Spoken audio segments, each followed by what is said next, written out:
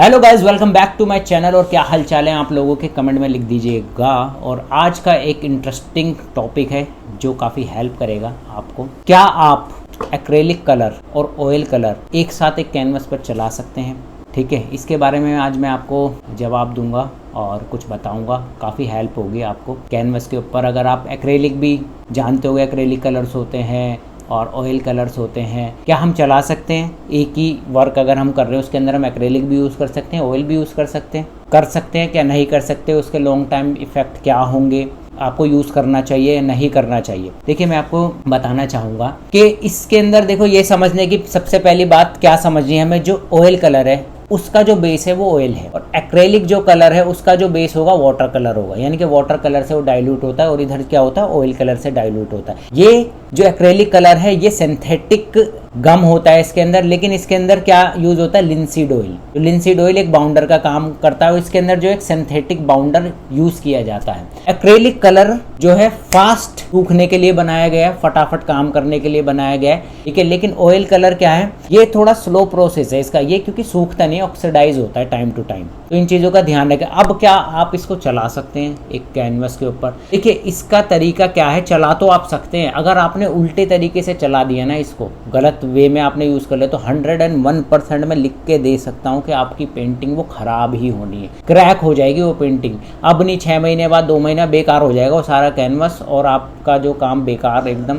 ठीक है। और आपकी बदनामी हो जाएगी, डिफेम हो जाओगे, आपको कोई खरीदेगा नहीं आपका काम। समझ गए मेरी बात? तो ध्यान रखिए, क्योंकि अगर आप किसी को सेल कर रहे हो यार, तो कम से कम ये चीज़ होनी चाहिए उसके पास में, अच्छा प्रोडक्ट जाए आपके बायर के पास में। तो इस चीज़ का भी ध्यान रखना है। देखो क्या करना है, अगर आपने ऑयल पेंटिंग को किया हुआ है, स्टार्टिंग से ही बेस उस कैनवस के ऊपर ऑयल कलर आपने यूज़ करा, यानी कि फिलिंग भी आपने ऑयल से करी है उसकी, और आपने ड्राइंग भी उसकी ऑयल कलर से ही कर दी, ठीक है। फिर उसके ऊपर अगर आप एक्रेलिक कलर चला रहे हो ना भाई साहब, 101% वो चटकनी है पेंटिंग।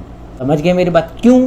क्योंकि जो ऑयल कलर है वो धीरे धीरे ऑक्सीडाइज होता है, और एक्रेलिक कलर, ये समझ लो कोई चीज़ सॉफ्ट है उसके ऊपर एकदम से आप कोई ऐसी हार्ड चीज़ लगा दो, क्या होगा, वो क्रैक हो जाएगा पूरी तरह से। क्योंकि एक तो चीज़ ऐसे खींच रही है और दूसरा जो ऐसे फैल रही है। समझ गए? वो ये चीज़, ये सिस्टम होता है उसके अंदर। जो हमारा ऑयल पेंट होता है ना, वो धीरे धीरे ऑक्सीडाइज होता है, वो हटेगा, यानी कि आपका क्रैक होना ही होना है। तो आपने क्या करना है कि आप एक्रेलिक कलर से कुछ काम कर लीजिए उसके ऊपर। जैसे बेस तैयार करना है, फिलिंग करनी है उसके अंदर। जैसे कैनवस पे पहले हम फिलिंग करते हैं ना, हल्की सी फास्ट, जैसे फटाफट वाला कोई काम है, जल्दी क्लाइंट को जल्दी देना है वो, कि भाई मेरे को 2 दिन के अंदर, 3 दिन के अंदर वो पेंटिंग चाहिए, पोर्ट्रेट चाहिए, वटएवर। तो आप फटाफट उसके अंदर फिलिंग जो करते हैं ना, फिल करते हैं, हल्का सा बेसिक कलर लेके उसके अंदर फिलिंग करते हैं कैनवस के अंदर, तो वो उसके लिए आप यूज़ कर लीजिए। बाकी मैं ये आपको मेरी एडवाइस रहेगी कि कोशिश ये करें, अगर ऑयल की पेंटिंग है तो ऑयल से ही बनाएं उसे एंड तक, स्टार्टिंग से लेके उसमें सारी लेयर जो है ऑयल की हो। अगर एक्रेलिक से बना रहे तो एक्रेलिक से ही बनाएं। बट आप इसको ऐसे यूज़ कर सकते हैं, जैसे आपने एक्रेलिक से तो बेस तैयार कर लिया, ऊपर से आप ऑयल कलर यूज़ कर सकते हैं उसके अंदर। समझ गए? डिटेलिंग के लिए आप यूज़ कर सकते हैं ऑयल कलर। ऑयल कलर की जो मिक्सिंग है ना, एक वो नेक्स्ट लेवल होती है। एक्रेलिक के अंदर आप कर सकते हो मिक्सिंग, लेकिन वो वाली बात नहीं आ पाती उसके अंदर। लोग करने वाले कर भी देते हैं एक्रेलिक कलर से, और एक्रेलिक कलर टाइम जैसे सूखने के बाद लाइट होते हैं, और ऑयल कलर सूखने के बाद में क्या होता है, थोड़ा सा डार्क होते हैं। लाइट ऐसा नहीं कि बिल्कुल वाइट हो जाते हैं, लेकिन उनमें थोड़ी चमक होती है एक्रेलिक कलर के अंदर।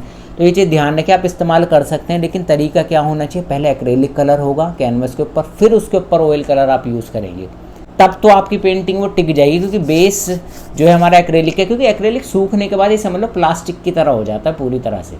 आगे मेरी बात समझ, क्योंकि कैनवस के ऊपर भी जो आप यूज़ करते हो ना, उसके ऊपर भी जो कोटिंग होती है वो सब एक्रेलिक की भी कोटिंग होती है उसके ऊपर। कैनवस के ऊपर पहले प्रिपेयर करते हैं ना कैनवस को, गैसो वगैरह यूज़ करते हैं उसके अंदर, और लास्ट में जो फाइनल जो कोटिंग होती है वो एक्रेलिक कलर की कोटिंग होती है उसके ऊपर। ऑलरेडी उसके ऊपर, फिर उसके ऊपर हम ऑयल करते हैं, जिससे इसकी जो ऑब्जर्व करने की जो क्षमता है वो कम हो जाती है, वरना कलर को सारे को जो है चूस लेगा, उसकी चमक सारी खत्म हो जाएगी। इसके ऊपर कैनवस के ऊपर हम प्रिपरेशन करते हैं। समझ गए? तो आप पहले क्या यूज़ करेंगे, एक्रेलिक कलर, फिर ऑयल पेंट से उसके ऊपर जो भी आपको डिटेलिंग करनी है, फाइनल टच देना। वो किसके लिए, अगर आपको कोई अर्जेंट काम आपको करके देना, तब आप यूज़ करिएगा। अगर आपके पास में टाइम है तो भाई मैं यही एडवाइस दूंगा आप लोगों को कि आप बेस वही लेके चलें। जैसे अगर ऑयल पेंट है तो ऑयल का ही बेस लेके चलें, उसकी ड्राइंग भी ऑयल से होनी चाहिए, फिलिंग भी ऑयल से होनी चाहिए, और फाइनल टच भी ऑयल से ही होना चाहिए। अगर एक्रेलिक का काम कर रहे हो तो उसका बेस भी एक्रेलिक से होनी चाहिए, ड्राइंग भी एक्रेलिक से ही होनी चाहिए, फिलिंग भी एक्रेलिक से, फाइनल टच तक भी एक्रेलिक से,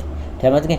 और भाई कोई अर्जेंट वर्क है तो आप ये वाली टेक्निक यूज़ कर सकते हैं, समझ गए मेरी बात। और अगर ऑयल पेंट सूखने में टाइम लेते हैं उसकी भी मेरे पास में ट्रिक है कि आप कैसे फास्ट सुखा सकते हैं अपने ऑयल पेंट को। तो अगर आप कहोगे कमेंट में भर दोगे ये चीज़, फिर बिल्कुल हम उसके ऊपर वीडियो बनाएंगे।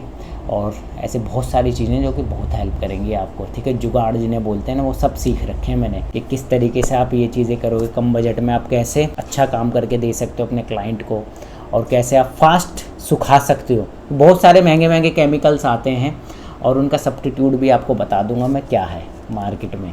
ये नहीं कि भाई उसके लिए अब रिटार्डर वगैरह, बहुत सारे ऐसे ऐसे केमिकल हैं जो बहुत कॉस्टली बैठ जाते हैं कि ऑयल पेंट को जल्दी सुखाने के लिए, बट उसका सोल्यूशन भी मैं आपको बता दूंगा। बहुत सारी चीज़ें ऐसी। चलो मिलेंगे फिर नेक्स्ट वीडियो में, तब बताएंगे अगर आप कहोगे तो। और भाई वीडियो को लाइक कर दिया करो, ठीक है, शेयर भी कर दो, सब्सक्राइब भी करो, तभी मैं बताऊँगा, ठीक है। आपको काफ़ी हेल्प होगी इस चैनल से, ठीक है। खाली यही नहीं कि भाई मैं BFA से रिलेटेड ही बताऊंगा, मैं बहुत सारी चीज़ें ऐसी जो कि प्रोफेशनल लेवल पे जितने भी मेरे भाई हैं प्रोफेशनल, उनको भी काफ़ी हेल्प होगी। तो फिर नेक्स्ट वीडियो में, थैंक यू फॉर वॉचिंग।